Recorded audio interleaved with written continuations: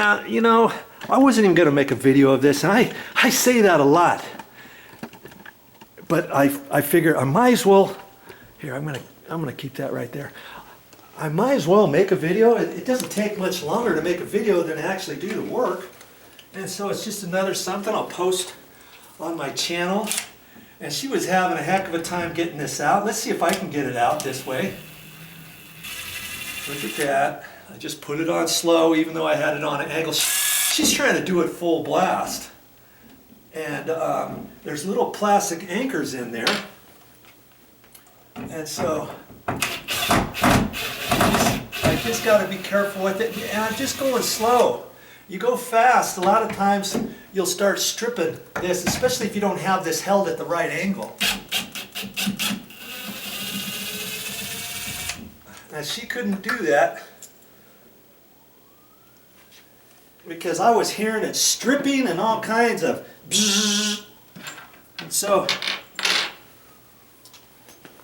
we'll get you in here and see. Like I said, I might not use those plastic anchors, because see, here they are up in here. Now this one here is slightly cracked. Now how am I going to get those out of there? You know, I've seen some people, they'll tap those and try to tap them into the wall a little bit and then put some caulking over there. Well, I don't usually do that. The best way to take those out is just to put the screw back in. Let's do one here. I'm just going to put this in. And I don't want to put the screw in very far, because if I do, it starts spreading out the plastic anchor on the back side. Now I can take that and just kind of wiggle it back and forth like that. Circular motions back and forth, kind of pull it carefully, and voila, there it is. See? And so if I can reuse these anchors, I'm going to. Now see how they split like that? When you put the screw in any further, then this spreads out like that into the sheetrock. And then beyond the sheetrock a little bit, and that keeps the screws from coming out. Okay? So I used to try to grab those with a pair of pliers, but you know, that's if I'm not trying to save them, and then I try to pinch it and just pull it out. I didn't want you to think I got lucky on that first one. See, if they've been installed now I can unscrew this a little bit so it doesn't pooch this end out as I'm pulling out. And the ones that you can still use still have the threads in here. If I were to put that screw in there and pull out and it not come out, then I know those plastic anchors are pretty much toast. And then I wouldn't be able to use a couple of them. Okay, you got to get that in far enough to get it into the threads, and then gently pull it out. I'm screwing this in a little. Let's see how that one looks a little suspect. See how it cracked right there? It cracked the front, and the front's not supposed to crack like that. It's supposed to stay together, and this is the only part that's supposed to push out. I may not use that particular one, but if I do use that plastic anchor, which hole do you suppose I can put it in? Yeah, I can put it in the bottom right or the bottom left, because when I install the new one, this in the other hallway, the holding power is the top. It's going to swivel down like that, not the bottom. The bottom is just going to kind of keep it from going backwards or sideways. It's never going to pull out like that, right? Because you got the weight here. So these are the two that you need the holding power on. So, you know, I may use it. Okay. These anchors are still good. Okay. So now all I got to do, I'm not even gonna take a level or anything to this when I get over into the other closet. I'm just gonna see how high it is because I want it about the same height. I liked it about there. There we got 58 and 5/8 to the center. 58 and 5/8. Okay. I'll just have to remember that, and I'll come back to. I'm going to come back to this in a minute to caulk it. I'm just going to take a small little screwdriver. See with the flat tip on there, and I want to make sure you can see those. See how the sheetrock edges are pooched up around the outside edge a little bit.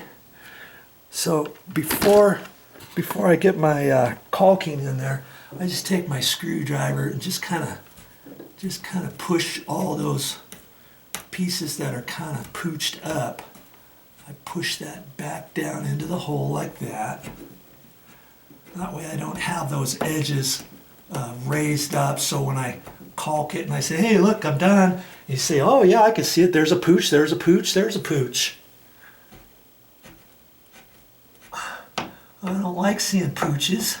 And there was a little bit of black mark on the sheetrock, so I just got that out off of there.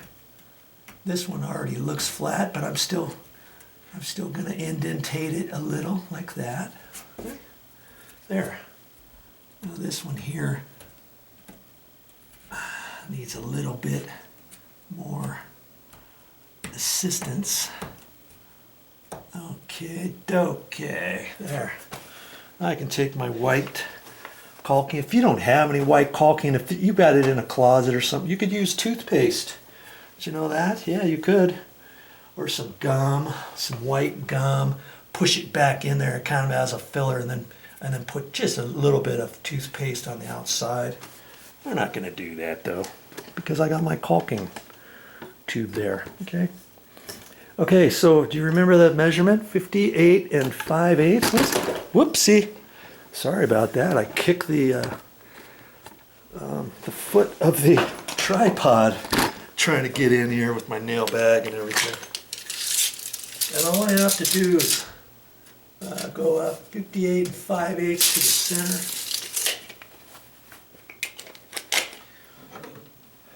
And that's the center of this first hole, okay? So that looks pretty good, like where we've got everything like that. Okay, 58 and 5/8. Let's go over here to this other closet and see I wasn't quite sure how high the closet pole and stuff was. There's plenty on it, huh? 58 and 5/8 is right in here. Okay. And what I'm going to end up doing is I get that up there, I'm going to center it in this space. I'm not going to hold it out too close because I don't want to wrap it so tight that it hits the door, the back side of the door or anything. 58 and 5/8. 58 and 5/8. I'm just going to put a mark up here. Let's see. 2014. Trying to get the middle of this. 15 3/4. Okay, I got it right there. 58 and 5/8. Oh. Okay. That's the center, and now I'm just going to eyeball it up there, I think. And then I can wipe those marks off of there later. Okay. Now I can mark this with a felt tip pen or a scratch awl. Got my trusty scratch awl here. Let's see if I can. I don't think that really helps. I'm gonna try to turn a light. Does that help at all? Maybe a little bit. So I can use that, or I always carry a Sharpie. Look how old this Sharpie is. You can't even read it. And when I put it in my nail bag, you'd think, man, this thing shouldn't really last. I've had this forever. But, you know, if I were to put it in my nail bag like that and keep it facing up, this whole tip would dry out. This stuff would dry out. I always put it in upside down. And this, anything that's left in here always keeps this end saturated, and my tip is still good. Okay, 58 and 5/8. I can just hold that right about like so, and push these down so they're facing down like that. I'm gonna get my felt tip pin out. I'm just gonna put a dot right in the middle.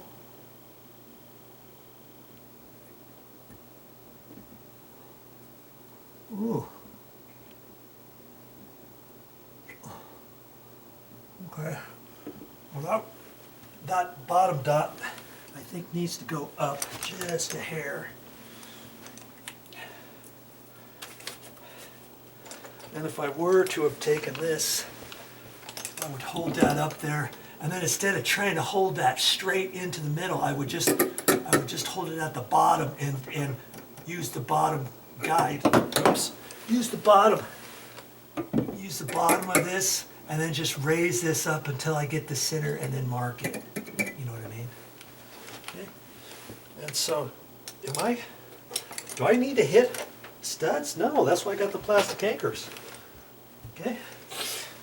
And if I hit a stud, I can put it right into the stud. Okay. I'm just going to tap these. I don't have to do it too hard. The key with that is I used to tap it all the way in and go way in beyond the sheetrock and then poke around with this, but it's got a sharp tip. Can you see? If I was right next to a stud, let's say, and there's an electrical Romex cable stapled to the side of that, I could poke right into that. Or if there's a copper pipe there, or a piece of electrical conduit, or a gas line, or a vent, I could puncture it with this, especially a copper water line next to a stud. Chances are none of that's going to happen because this isn't around any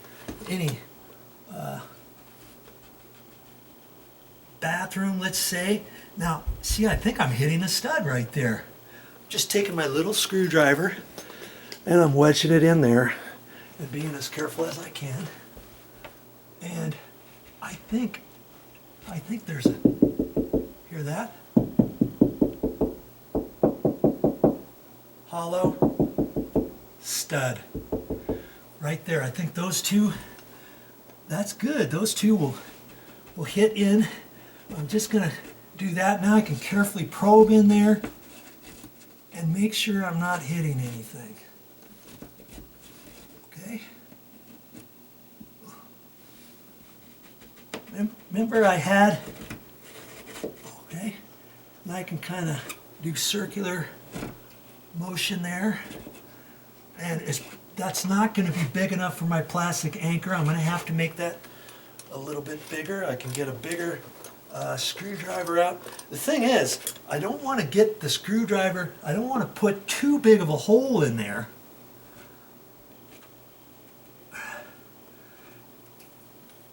Until I get my plastic anchors, because the thing with that, you have to realize, you get that hole too big and you slip the plastic anchor in there and you think, oh, that's fine. You start putting the screw in there, and if the plastic anchor is not tight in the wall, your plastic anchor is going to spin as you're putting the screw into the plastic anchor.